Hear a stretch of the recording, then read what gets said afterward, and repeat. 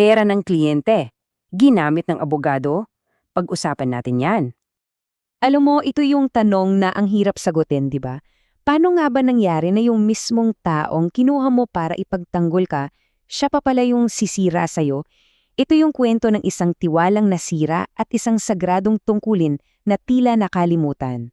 Okay, so ang kasong tatalakayin natin ngayon ay ang administrative case na Nanette S. Tuazon versus Attorney Darrell De La Cruz. Isa itong kaso sa Supreme Court na ipinapakita talaga kung gaano kalalim pwedeng masira ang tiwala sa pagitan ng isang kliyente at ng kanyang abogado.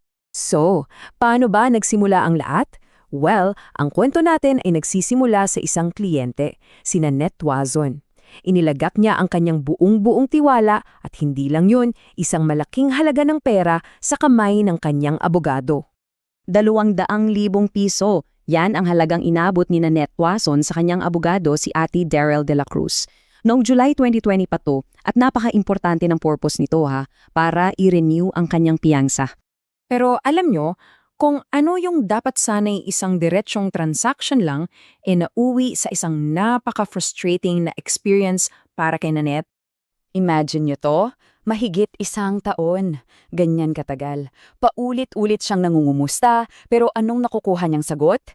Ay, busy daw si attorney. Yung bondsman, hindi raw available. Naku, nagka-COVID daw yung person in charge. Puro na lang dahilan. Pero all the while, sinasabi sa kanya na okay na yan, nabayaran na yan. So, saan lumabas ang katotohanan?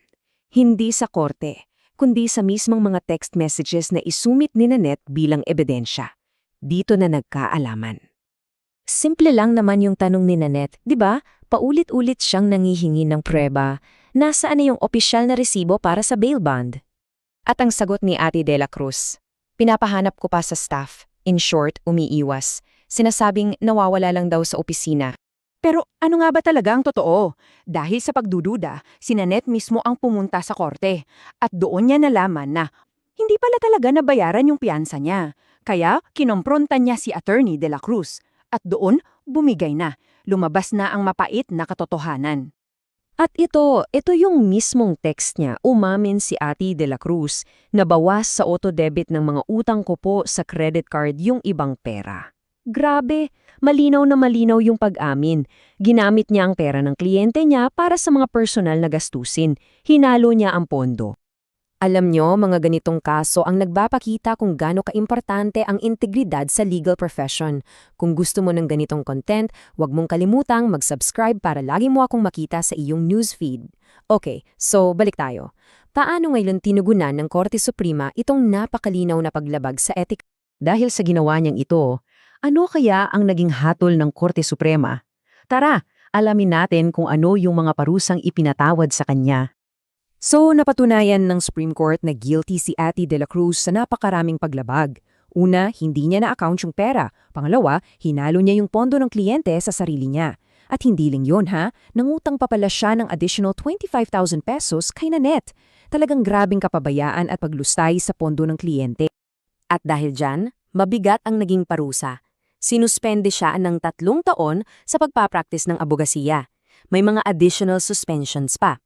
Pinagmulta rin siya. At syempre, ang pinaka-importante, inutusan siyang ibalik ang lahat, yung balance na 180,000 pesos plus yung inutang niyang 25,000 na may kasama pang interest. So, ano ba talagang pinakamalaking aral dito? Lahat to bumabalik sa isang fundamental na konsepto. Isang doktrina na siyang pundasyon ng relasyon ng abogado at kliyente. At ito yon, fiduciarity. Ibig sabihin niyan, may sagradong obligasyon ang isang abogado na laging unahin ang interes ng kanyang kliyente. It's built on the highest level of trust and good faith, lalo na kapag pera ng kliyente ang pinag-uusapan. At mismong Korte Suprema na ang nagsabi yung relasyon daw na ito na binuo sa tiwala at kumpiyansa ay sa kasamaang palad ay madaling abusuhin. Kaya napakahalaga ng integridad sa propesyon na ito. Paalala lang po, itong ating talakayan ay para sa kaalaman lamang at hindi dapat ituring na legal na payo I pray for your success, ingat po palagi and thank you so much for supporting this page. So iiwan ko kayo sa tanong na ito. Kapag tiwala ang puhunan sa isang propesyon, ano ang tunay na halaga ng pagtataksil dito? Ang kasong ito, isang malakas na paalala kung gaano kamahal ang halagang iyon, hindi lang para sa kliyente, kundi para sa integridad ng buong legal profession.